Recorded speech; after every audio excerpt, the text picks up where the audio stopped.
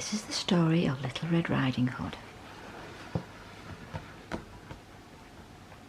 Long ago, in a little village on the edge of the forest, there lived a little girl called Little Red Riding Hood. She lived along with her mother, who asked her one day to take a basket of goodies to her sick grandmother's cottage. "Don't talk to strangers on the way," said her mother, and promising not to, Little Red Riding Hood set off along the path through the woods. She's got a little basket there, look, and if you look right over there, there's a face watching her. And the owls are trying to go to sleep by the look of it in there. Little Red Riding Hood skipped along the magical path, enjoying the glowing sunshine, the ocean-coloured sky, and the sweet music from the birds. Meanwhile, the big bad wolf was hiding in the trees. On her way she met the wolf, who asked, "Where are you going, little girl?" "To my grandmother's, Mr. Wolf," she answered.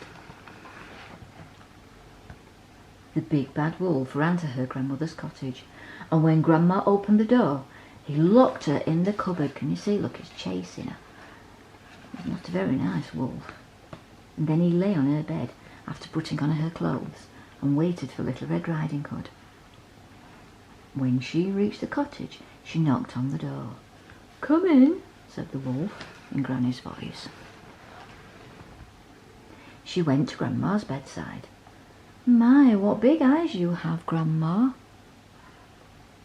she said in surprise. "All the better to see you with, my dear," replied the wolf. "My, what big ears you have, Grandma," said Little Red Riding Hood. "All the better to hear you with, my dear," said the wolf. Little Red Riding Hood stared at the wolf. She looks a little bit puzzled, doesn't she?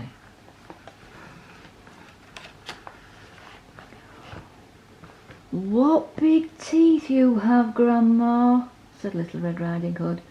"All the better to eat you with," growled the wolf. Little Red Riding Hood, can you see it's got a bit folded up there, look? Little Red Riding Hood screamed, and the woodcutters in the forest came running to the cottage. They beat the big bad wolf, rescued Grandma from the cupboard, and picked up Little Red Riding Hood. Grandma hugged Little Red Riding Hood with joy. The big bad wolf ran away, never to be seen again. Granny made tea, and they ate the delicious cake the grandmother's mother had baked. Little Red Riding Hood had learnt her lesson and never spoke to strangers ever again, because she should never speak to strangers, and especially the ones with big ears and pointy noses. And if you look here, look, even the cat is having some cake. Granny's cat. There's even a picture of the cat on the wall at the back. Very nice little house. And that is the end of this story for today.